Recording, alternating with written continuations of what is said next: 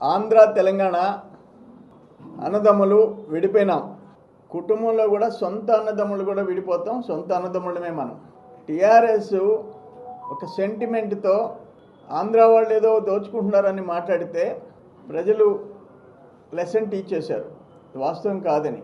2000 3000 టీఎంసీలు గోదావరి నీళ్లు average minimum 2000 TMC per annum సంవత్సరానికి సముద్రంలో కలిసిపోతుంది. 3000 కలిసిపోతున్నాయి. 200 టీఎంసీలకి బనకచెర్ల ప్రపోజల్ పెడితే ఆ బీఆర్ఎస్ నాయకులు మాట్లాడిన మాటలు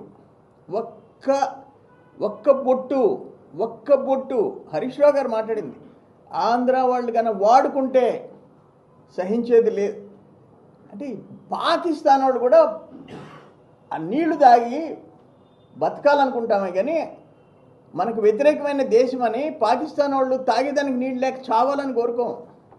నేను మొన్న ఏదో టీవీలో డిబేట్లో సడన్గా కనెక్ట్ చేశారు. రోజా గారి ఇంటికి వెళ్ళి కేసీఆర్ గారు రాయలసీమ రత్నాల సీమ నేను నా తమ్ముడు కలిసి ఆ సముద్రానికి పోతున్నాయి గోదావరి నీళ్ళు, దాన్ని దీనికి వాడతామని సాక్షాత్ మీ మామ చెప్పాడయ్యా హరీష్ రావు గారు. మా స్నేహితుడు కేసీఆర్ గారు మా థిక్కెస్ట్ ఫ్రెండు.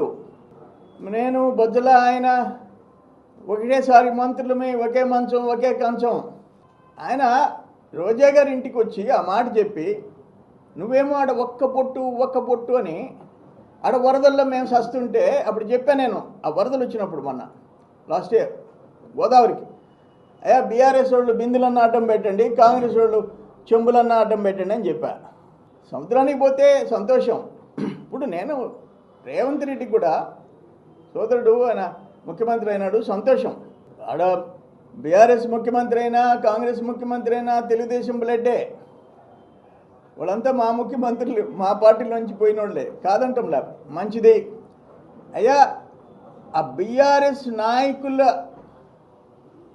వాటికి నువ్వు కౌంటర్ చేసేదానికోసం ఆంధ్ర నీళ్లు వాడుకోకూడదని మీరు కూడా వాడబాకండి. అది ఎవరు ఈవెన్ తెలంగాణ వాళ్ళు కూడా సహించరు. ఎందుకంటే మీకు వచ్చే నీళ్ళని కన్నా డైవర్ట్ చేస్తే ఓకే, దాని మీద చర్చలు జరగాల, పర్మిషన్లు అన్నీ ఉండాలా. ఇప్పుడు కూడా నేను అనేది బనకచెర్ల మీరు కట్టారు, అక్కడ తెలంగాణలో కొన్ని అనుమతులు లేకుండా కట్టారు.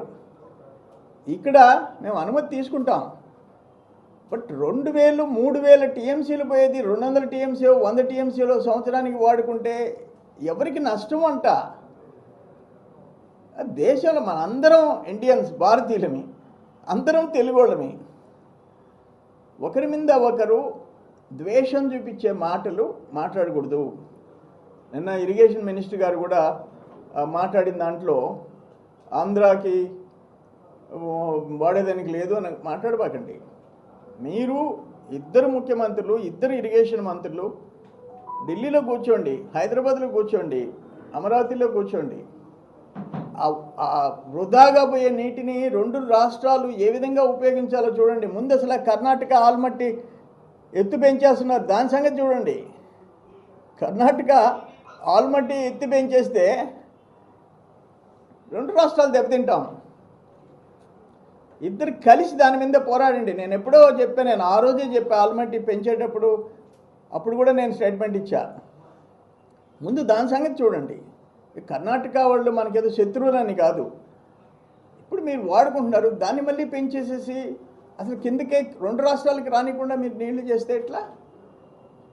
ఇవన్నీ చూడాల్సిన అవసరం ఉంది. నేను ఫైనల్గా ఒకటే మాట చెప్తుండా, తెలుగు వాళ్ళం అన్నదమ్ముళ్ళు ఒకరికొకరు మంచి, మేము బాగుండాలని మీరు కోరుకోవాలా, మీరు బాగుండాలని మేము కోరుకుంటాం. చెడిపోవాలని ఎవరు కోరుకోకూడదు. కలిసి సయోధ్యతతో నీటి సమస్య పరిష్కారం చేసుకోవాల్సిన బాధ్యత 2 రాష్ట్రాల మీద ఉంది.